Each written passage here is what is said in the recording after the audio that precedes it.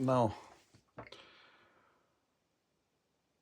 a lot of cultures and traditions, if not most, have views on ancestors and the influence of ancestors on our lives and our influence on the lives of our descendants. So uh, this is threaded into the movie as if to mean that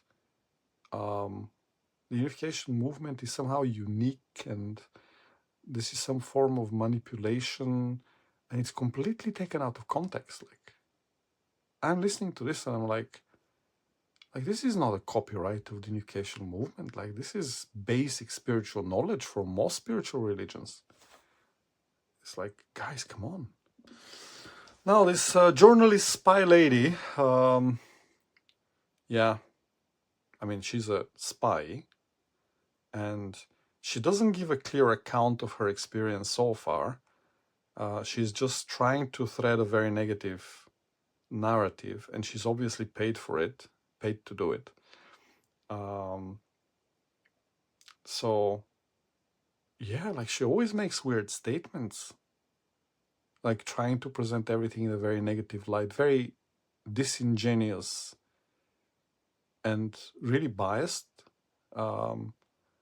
Like, I don't expect a lot from journalists because for whatever reason, they really just like make up stories, and so does she. Yeah. Okay, let's see what else she has to say. So yeah, she uses the word empire, which is extremely uneducated. Like, I'm quite surprised actually a person who pretends to be educated and a journalist would use exactly this word, because there is no territory. Like, what is being conquered? Like, I understand that in the Marxist terminology, imperialism is an evil thing, so I can only assume that she draws negative strength from the idea that a lot of people are indoctrinated and not educated, and they have become Marxist by default. They hate empires. And by saying that Moon built an empire, she can attract negative images and negative feelings towards Reverend Moon by referring to this. But it's completely untrue. There is no empire. Yeah. Like, why would you say this? She's claiming that the marriages were example of his complete power. Like, what does this even mean? Like, lady, can you... I mean, I'm trying to understand, like, you're trying to paint something very negative. So, like, he has an empire and he has complete control. Control over what? Like, I understand you don't understand the theology and you haven't talked to members of current members or members of the movement that have the opposite bias. Well, I'm one of them. I have the opposite bias. I actually read and research and observe people for many years, and like, I really don't share your opinion. I have to say, like, what you're saying is complete nonsense. It's not factual. It's very manipulative, and it's very sad to hear because you sound like you're trying to inform people while you're misinforming them.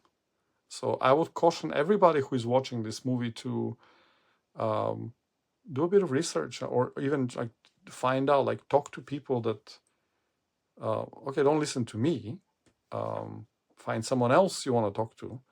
Try to understand. I mean, there are a lot of people that are disappointed with their lives, no matter what they do. And there are a lot of members of the unification movement that feel like they're disappointed with their lives. I don't think this is necessarily the fault of the unification movement. It's just life in general.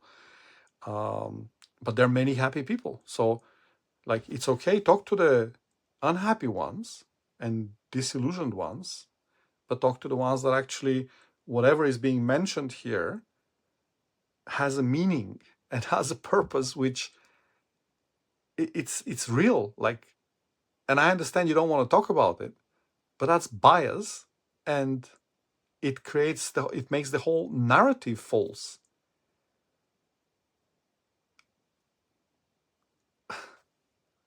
Now there is a TV commentator that says that the blessing is the moment that they have given their entire life for.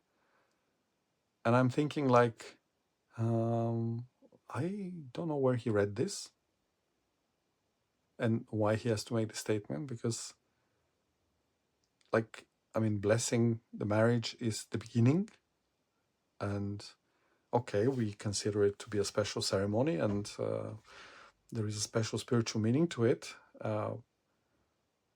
but dedicating your entire life to it,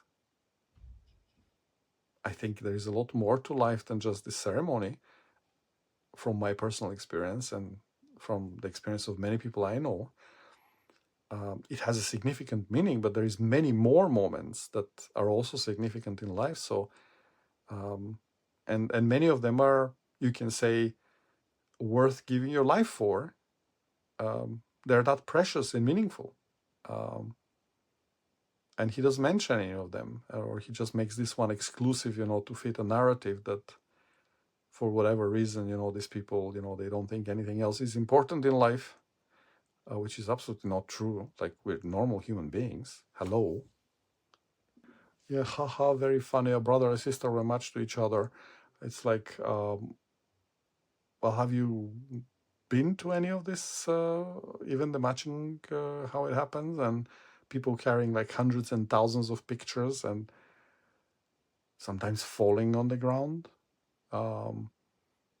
Yeah, things were clarified, but yeah, using this as an example is like, yeah, okay, like we have to, be absolutely perfect, and there is no admin errors at all.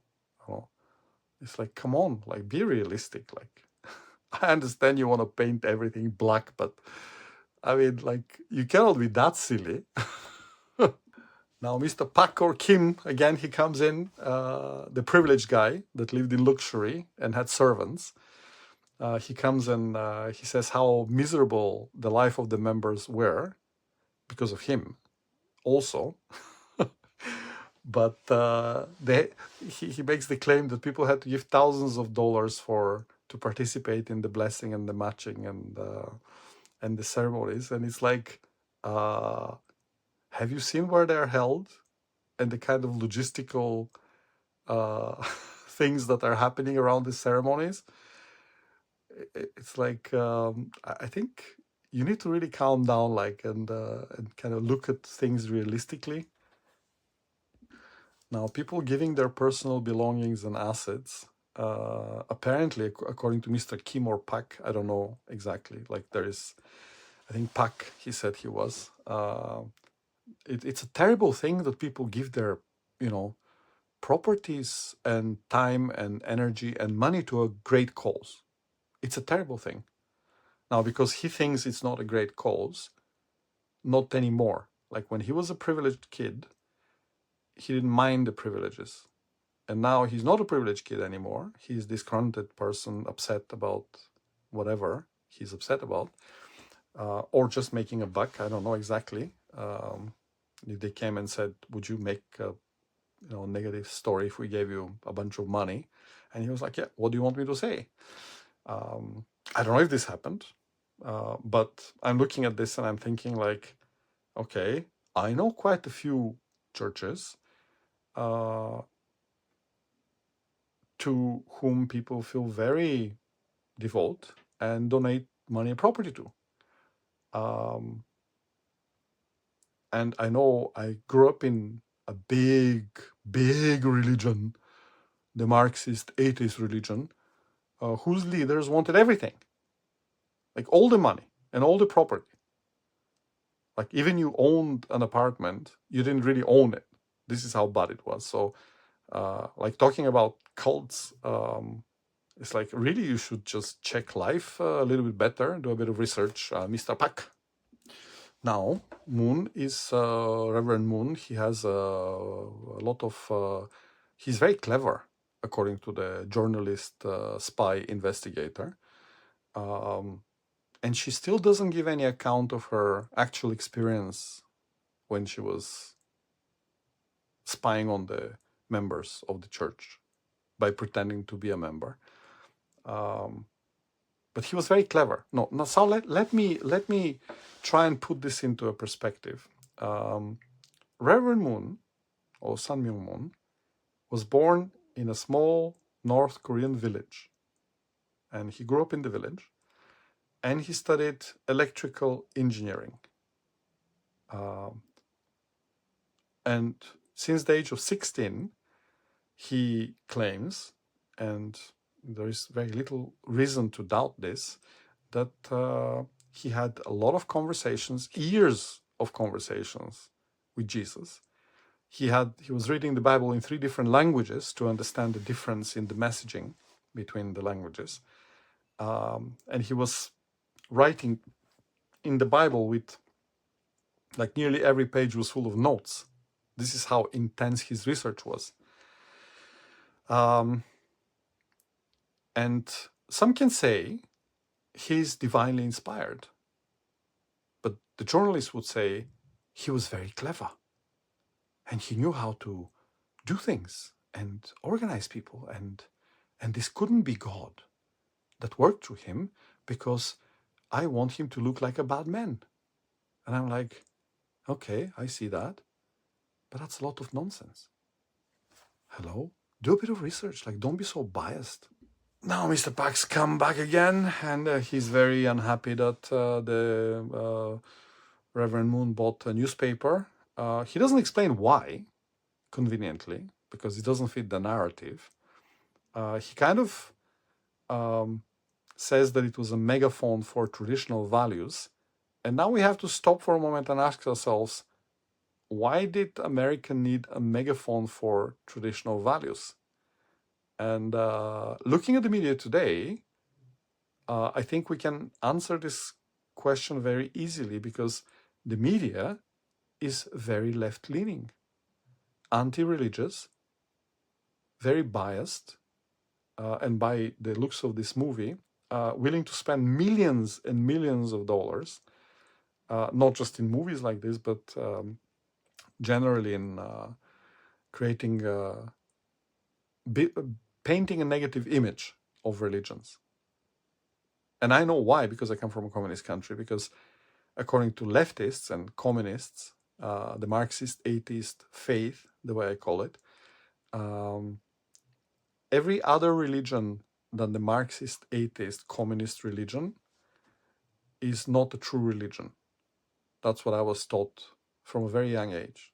So when it comes to brainwashing, we, the people of the communist world, were far more brainwashed and oppressed and killed and persecuted than Mr. Pak here would ever be, or would ever imagine what it even means. So I look at this and I feel like his petty complaints and the petty complaints of everyone kind of participating in making this movie is just like so pathetic compared to the reality of life in people in communist countries, forced to believe things, everything stripped away from them. Any day they can be taken away and shot or put in prison for crimes against the faith, and no one's allowed to talk about it. Like, this lady would not make a research about it. She would not infiltrate the Chinese Communist Party and, make a story like this about what's happening there. Or North Korea. Like, that would be a great place to research. How about that? Research the Marxist atheist faith critically, this way. Don't be polishing shoes and tying neckties for, critically look at the things they've done and, come and make a movie about it. Okay, now we're starting to get the point of Mr. Pak's grudges he felt like an abandoned child because his caretaker, which was like a mother to him because his mother was sick, um, told him things that he decided were absolutely true. And he hasn't shown any proofs that they're true, but he believes they're true, so he wants to convince us that they're true. He feels like he was, because of what he was told at the age of 13, he feels like he was abandoned by his family. So whatever was making him feel upset before this, he was now even like a lot more upset. And this comes through now because he calls them half siblings, the children of Reverend Moon. He feels that he could have lived a better life, basically, if he was not abandoned in his own story, in the story that he was told. Now he says something very interesting, that the blessed of the blessed, the children of Reverend Moon, were very entitled and treated like royalties. I happen to know more about this because he obviously didn't spend much time with them, but their parents didn't really have much time to spend with them, especially the father, because he was all over the place. And when he was in the house, and even when he was not in the house, very often the house was full of members and leaders that were holding meetings, that were organizing things, that were doing things. So the children of Reverend Moon, they felt actually very lonely and not receiving a lot of attention. But here, Mr. Pak, he feels they were very privileged. And compared to him, they lived a wonderful life, even though he led a life of opulence and he had servants, according to him. Like the people that were serving him were feeling, I know, because I've met many of them, they felt it was always a great privilege to serve such a great person and such a great family.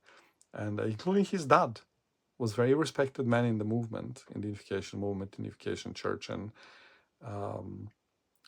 for many, it felt like a privilege that they could help him because he was a very busy person also. He didn't spend much time with his family as well. So as mentioned, So I don't know why Mr. Pak here wants to take things so far out of context and make this story so inhumane. But well, what he's saying really has very little to do with reality. I know it's his own fantasy and interpretation, but like from all the things that I've read and heard, and I've heard from many different people, very close to the family, people who are attending and serving in different positions, they don't share the same stories and sentiments. So, yeah, it's a sad man that can say things like this. Yeah, more sad news from Mr. Pak. He was absolutely convinced that Reverend Moon is his actual father. And I think it's very cruel. Whether it's cruel that he was told this or the way he understood it, because of the special position that Reverend Moon has, that he interpreted this way and decided that he doesn't want his own father. He prefers Reverend Moon as a father. Therefore, he will write him letters constantly to convince him, to take him back. I don't know exactly what the purpose of the letters were. But again, like I would say, I see, and many see, in Reverend Moon and Mrs. Moon, a representative of God, same like people see a representative of God in Jesus, that Jesus represents God's character, God nature, that, he's like, if you read Jesus' words and try to understand him and pray and connect to Jesus, then you're closer to God. In the same way, like we believe that Reverend Moon spent a lot of time with Jesus from the age of 16 to 25, and Jesus gave a lot of revelations to Reverend Moon about what he needs done in this world. And the divine principle is the kind of the compilation of the revelation. There is a lot more that was said through the years, but this is kind of the and I researched it from this point of view. To me, it's not the teaching of Reverend Moon. For me, this is a message from heaven. And this message is trying to explain to us things about God and life and the universe. And yeah, I don't attribute some kind of special, like even from the point of view, like if you read the divine principle, like the statements there point to the fact that like we all have to be, as Jesus said, perfect as our Heavenly Father is perfect. So this Jesus is perfect doesn't mean that that's the final goal. The final goal is the supper of the Lamb, and that everybody is elevated to heaven and we reconnect back to God. So yeah, why Mr. Pack doesn't understand this, I don't know. Like, why does he acknowledge this? And I think he wasn't interested in the principle enough, or like he kind of built some imaginary, like a fantasy reality for himself, in which all the teachings, they were like some kind of symbolisms, like he didn't attribute any real meaning and value to them. And I was actually I was quite, because I grew up as a communist, so was raised as a communist, so like I was trying to be skeptical towards everything. Like I always asked many questions. I always wanted to know what this means and what this means, and I was translating for different lecturers and listening to their interpretations and the difference between their interpretation and someone else's interpretation. And then I was looking at reality of life and comparing what was said to the reality of life and what was said by other religions, what was said by atheists, and kind of cross-reference everything, and not just put a blanket like a prayer carpet, and suddenly this prayer carpet explains everything. Reverend Moon is, I'm an idol worshiper. Reverend Moon is an idol. It's like, that's so shallow. Like, why would you do this? I don't know. And I don't know. Like, why would you do this? It's really a tragic story. Mr. Pak here believes in the story that he was told at 13, and he believes he's an abandoned child, and he gets married or blessed, thinking that this will gain him some recognition in line with the story that he believes in. And when this doesn't happen, he believes that his wife was sent as a spy to him, to spy on him, and he divorces her. And it's all the fault of the church somehow, that he believes the story that he was told. And it's like, okay, very sad. I don't know if the church is to blame, but like his state of mind, and it's very depressing. Like it's self-defeating in a way. And I'm looking at this and I'm thinking, like, what does he gain from this? Like I love my parents, and like when I found out that God is my father, not just my father, he's the father of all humankind. I didn't think much of it in the beginning, but the more I thought of it, I thought, yeah, it's sounds about fair and correct, because in a way everything in the universe is created to cater to us, to our lives, to life in general. So We have free air, free water, free many things. It's almost like it's our bedroom or a garden where God created us to live in. And then, of course, like the first human beings would have been the true parents of humankind, if they had not abandoned God. And because they did, a lot of, confused and things happened. Like a lot of mistakes were made. I mean, like what do I mean by mistakes is like we don't know what life is all about. Even now, like we always wonder what life is about. And we think this is normal, but like I'm thinking like if we could be like Jesus, all of us, that we could just talk to God and God would respond, there wouldn't be anything unclear about life. And thinking about this, I always thought like I would really love to be able to talk to God, and get responses like Jesus did. So maybe God is not able to talk to me, but then always my thought was like this would be really kind of the best thing that could happen to a person, that you could ask God like you would like Google, and a response would come. And like over the years, as I lived this religious life, I found out that it is true. Like not everything is being answered, but if you have a really, really serious question that matters to you, and you're serious about asking it and really expecting an answer, the answer comes. And sometimes it's not what you want. And many people, many religious people, would testify to this as well. So, like, I feel like Mr. Pak, he misses a lot in life by believing he was in a cult instead of, taking a journey to connect to God and discover a relationship with God.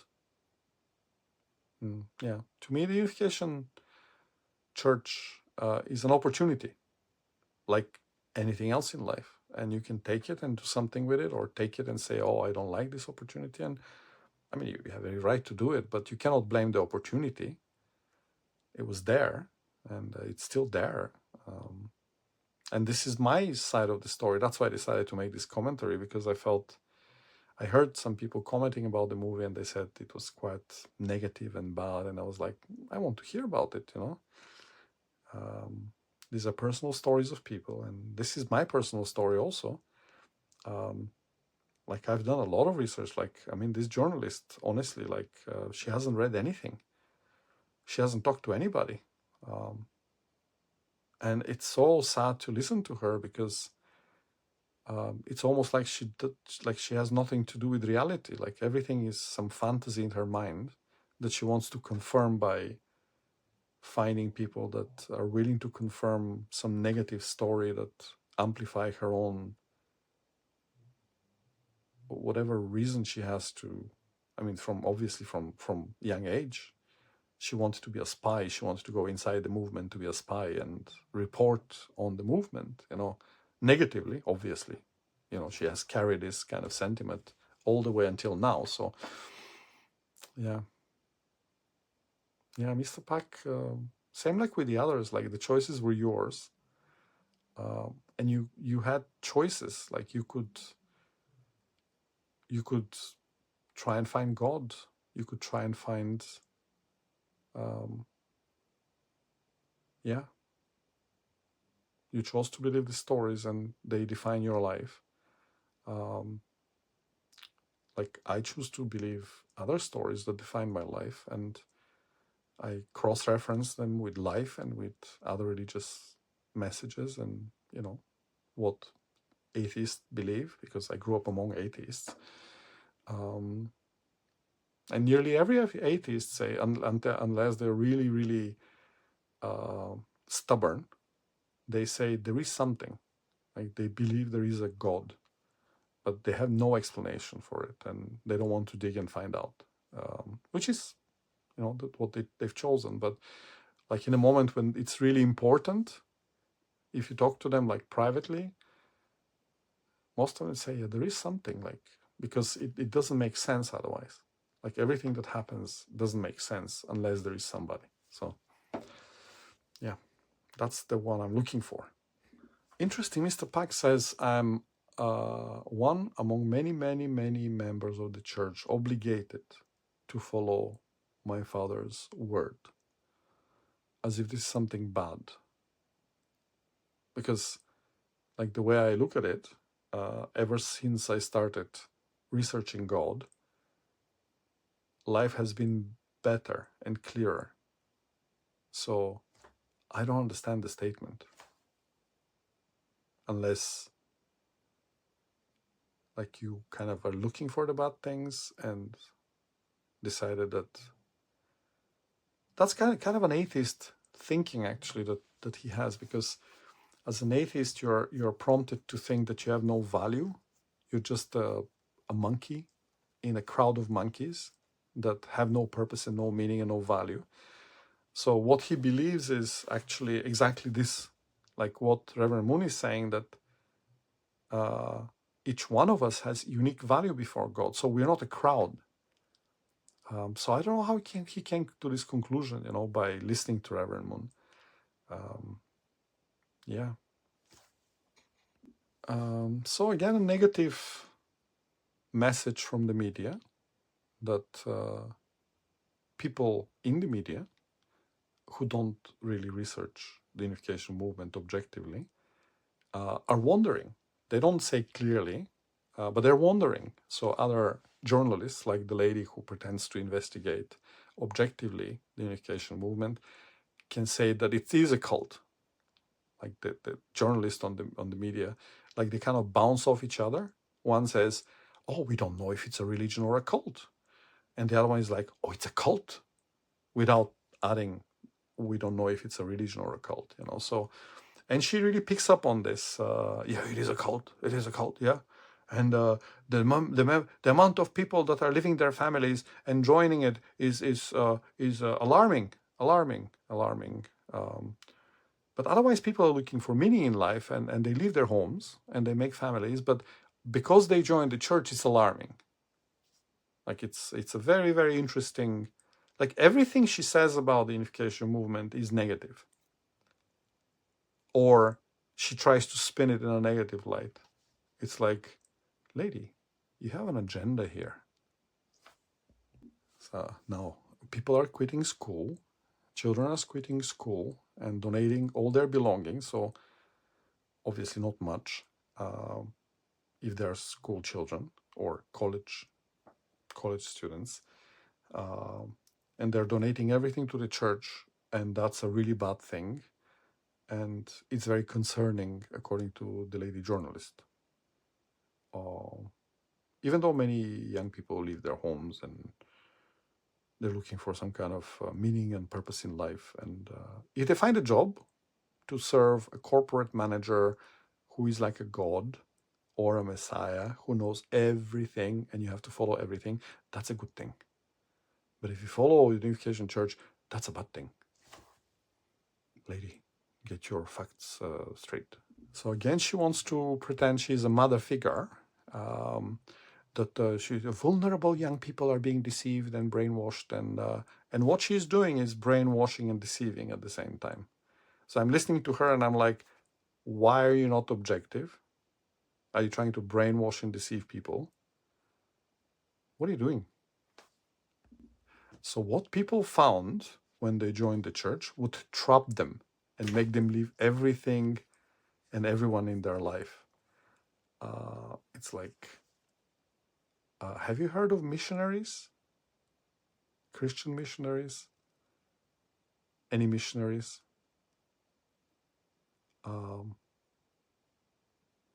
Have you heard of useful idiots who abandon everything and just follow the Communist Party?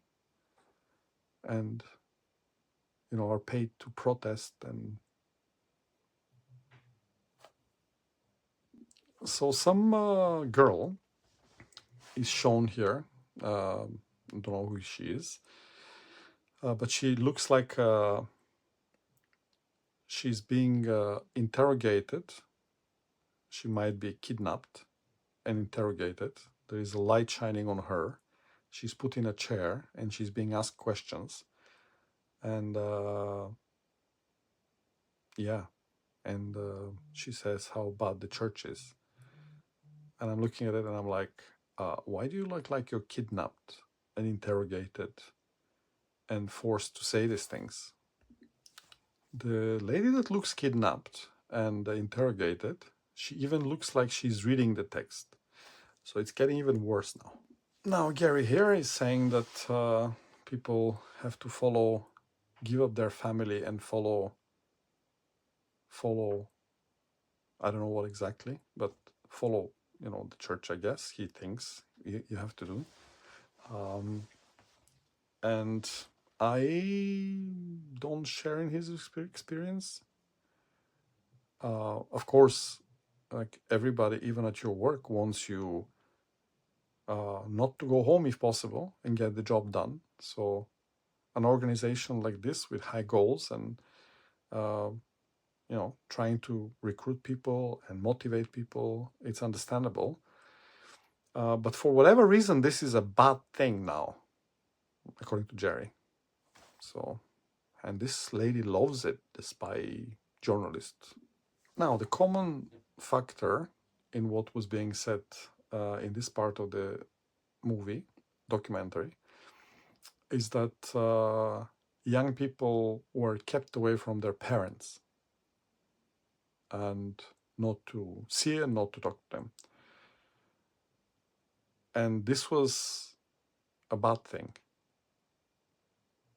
And I'm thinking, well, I've seen many, many stories of teens finishing high school and going on long, long trips in Asia where they take drugs and experiment with all kinds of things without contact with their parents. And this is seen as a spiritual awakening and exploration and a beautiful, beautiful thing. And then we have the Christian missionaries, as I mentioned before as well, which I look at their lives and I feel like, yeah, well, they were away from their families for a very, very long time and they had no contact, maybe wrote letters. And I think they're describing some cases which, yeah, I don't know. Again, like I put contrast between one and another story, and I don't see the journeying of, Asia for months and years described as a brainwashing or some kind of negative. Yeah, why? Why this is negative and the other is not negative, even though both people are on a journey. And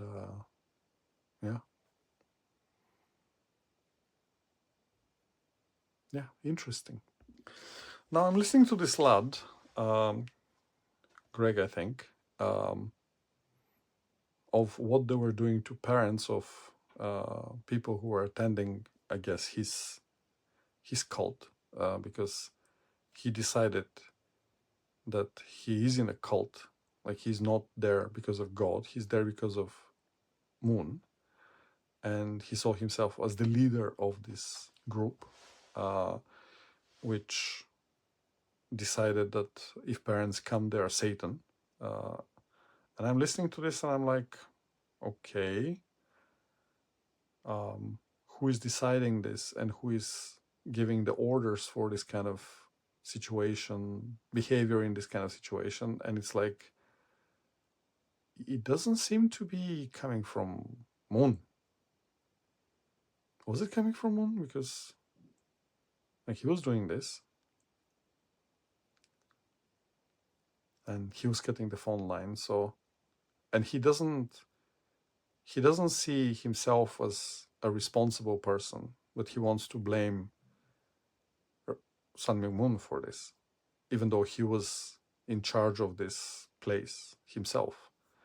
And I'm listening to this and I'm thinking, I understand, he has a grudge, but how far away you have to be from like humanity to not see that, you were making the decisions, because he was making the decisions. And why don't you blame yourself for these decisions? So Barbara comes up again in the movie, and she was burning people's letters because she said she was instructed. She doesn't say by whom, but because she leaves it open-ended, it kind of fits the narrative that Moon came and said, don't give them the letters and burn them. But actually she burned them, and she doesn't say who told her. So I'm listening to this and I'm thinking, same like with Greg, it's like, don't you see your own, like you can say, I burned them, I feel sorry about this.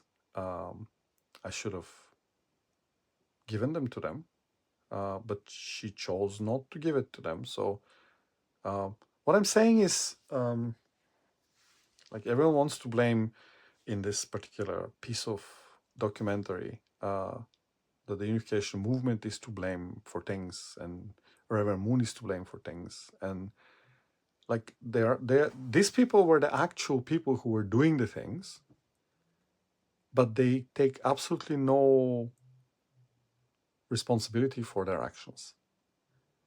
They don't come and say, I did these things and I made this organization look bad because I did these things. Like this man, Greg, he believed he was in a cult, so he created a cult, and he acted like it was a cult, and he was instructing others to act like it was a cult, and he feels no connection, no remorse, no connection to his own actions. Everything is blamed on a figure that wasn't there,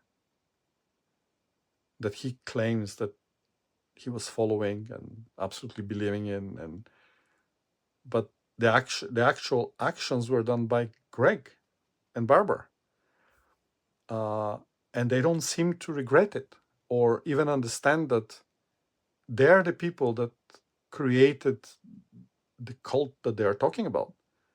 Like I personally, I don't say people were flawless. Like I've seen many different people, and I decided, yeah, okay, like people understand things different ways and express them in different ways. So I have to figure out my own way and read more, research more. That was my way of doing things. But then I look at people and, they say, oh, the Unification Church is doing this and this. And I'm like, okay, who was doing it? Like you cannot close the police because 2 or 3 or 10 policemen were doing something that is not in line with the police. Like you have to say, there are people who have personal responsibilities and I can identify them. This is the rational way to do it. You don't just go and say, oh, the police is bad, like many do. It's like not all the police is bad. Like there are a lot of people, most of the people there, they're trying to do a good job, But some people understand things their own ways and do them their own ways, and then they get caught, and suddenly everyone's like, "Oh, look at the police is bad." It's not the case, and it's the same case with the Unification Church. It's like these people have absolutely no capacity to see the result of their own action, and how they created a cult and maintain a cult. They say someone told them. They don't say Reverend Moon told me. They say someone told them. So it's pretty much like what they're doing now.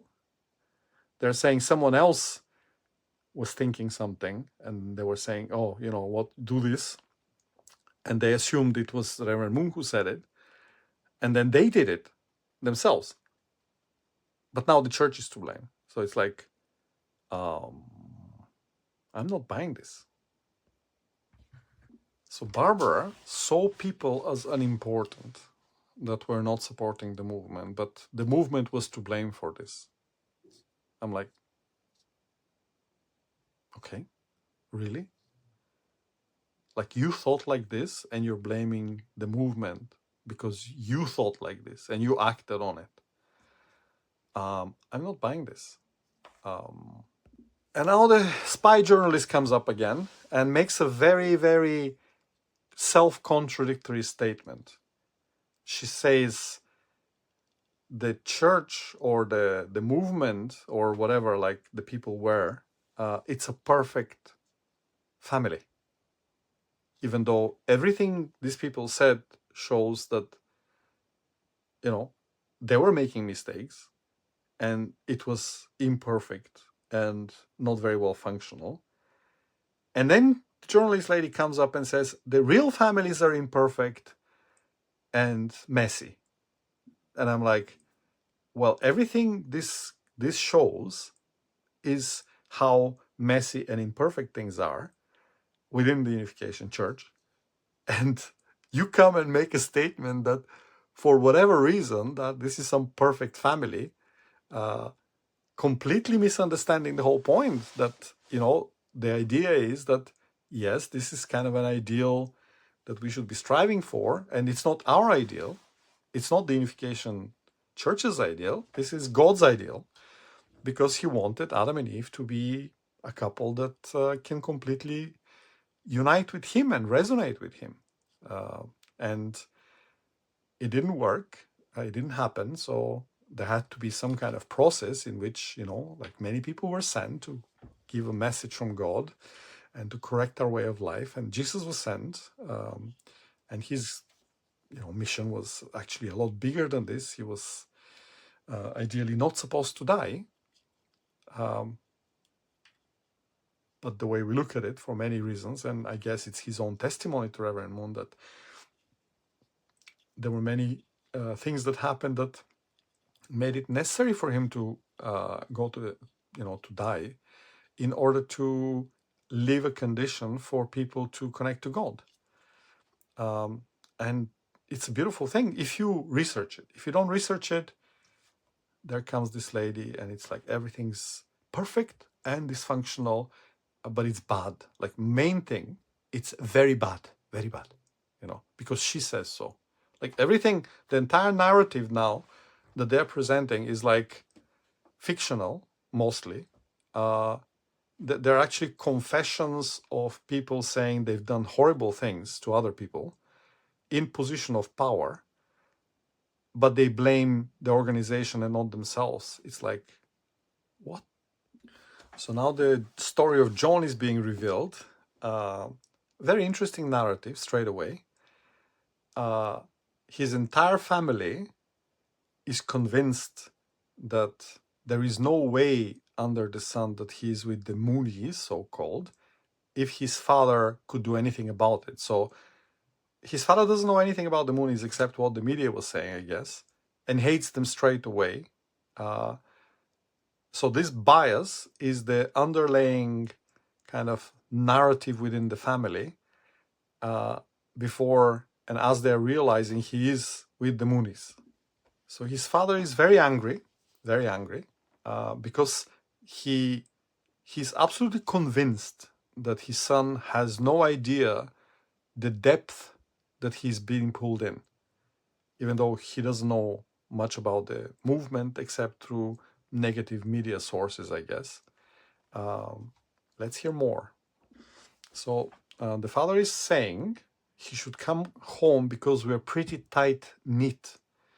So, but no one sees the father as a controlling figure who keeps a tight-knit family. And the sister says, we've lost our brother. Lost where? Like, he's obviously alive. But the underlying hate towards this new religion is what motivates their narrative. So let's hear more.